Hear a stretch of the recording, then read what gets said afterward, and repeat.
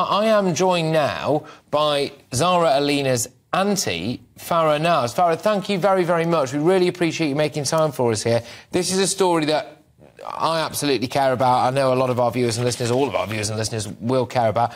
How do you feel about, at the moment, that somebody like McSweeney or Cashman or anyone can sit in a cell underneath a courtroom while victims' impact statements are read out and the judge delivers a sentence, and they don't have to actually sit there and face the music themselves? Well, it doesn't feel good, and I felt very sad for Olivia's family that they didn't get the opportunity to face the murderer of their beloved child, and to look at him while he gets to face the judgment, and not just the sentencing, but also the judgment that the judge so thoughtfully puts together. It is important that they are made to confront what they've done, the details of what they've done, and to have to face the sentencing, because this is attending a courtroom is part of a crime deterrent, isn't it? People don't want to go to court, have to face a judge. So that's part of the deterrent. It stops people from committing crime. But if criminals know that they don't have to do that, which now increasingly they will know, because this is almost this is in danger of becoming a trend, isn't it? If once criminals do one thing, or anybody does one thing, it becomes a culture, it becomes a trend, and prisoners talk to one another because they are each other's educators. They teach each other how to maneuver the justice system, how to maneuver the probation system, how to work the system. So this will become a trend, if it's not already becoming a trend, and then it becomes one of the aspects of the deterrence that's out of the way. You don't have to attend that. Then there's another aspect, and that is going to prison. Well, prison is becoming less frightening and more comfortable.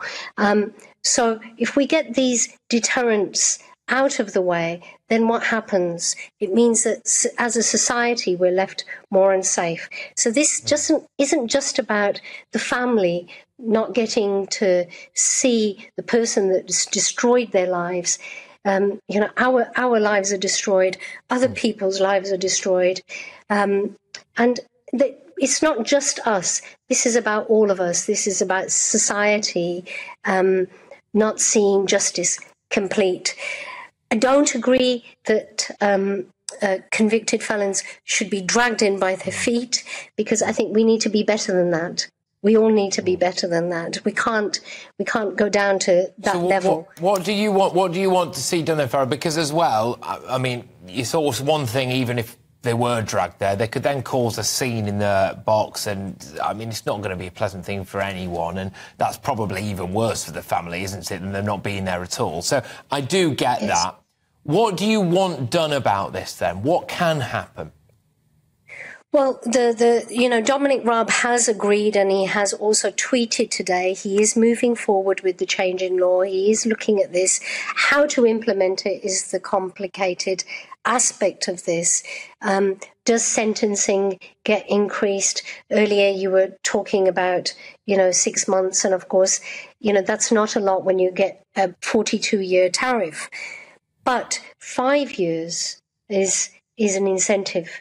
It's incentive enough for some killers, for some murderers to say, yes, I did commit that crime. When they know that they're guilty, they're told that there's enough proof against them, and they're told, well, you'll get 5 years off if you plead guilty.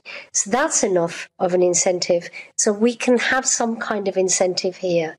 And I think all privileges removed, I'm not sure how that can be implemented. But I think, the people who are looking at this, sitting around the table, the people in the legal system, hopefully they will come up with something that works. Because what's important here is that that the system that isn't eroded as it stands.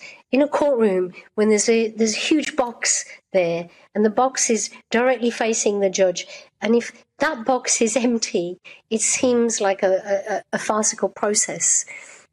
Who's it for? Who's the sentencing for? Do you think, Farah, either it can be easier, perhaps? Yeah. Go on, sorry. No, I think you were leading me on to it anyway, actually, which is, do you think that the victims and their families are fundamentally let down by the perpetrator of whatever hideous crime has been committed not being there on the day of judgment, on the day of sentencing? Is this like another devastating blow for the families?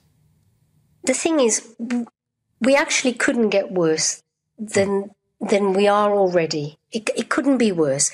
This is not the most important factor for us. The most important factor is that there's a conviction, there's a sentencing that's appropriate, and there are conditions in prison that are appropriate, and that the tariff remains. And that's what's important.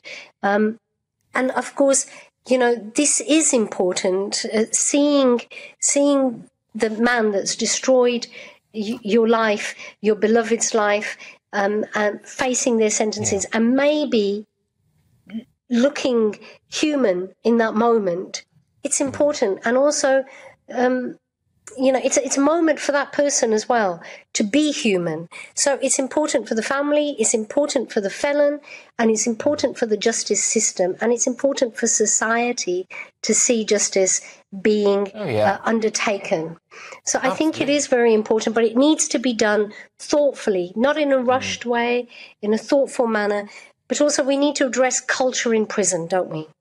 Well, massively so, massively so, absolutely. Look, can I just ask you finally, if you don't mind, Farah, yesterday we covered the sentencing of Thomas Cashman live here in the murder, amongst other charges as well, of Thomas Cashman.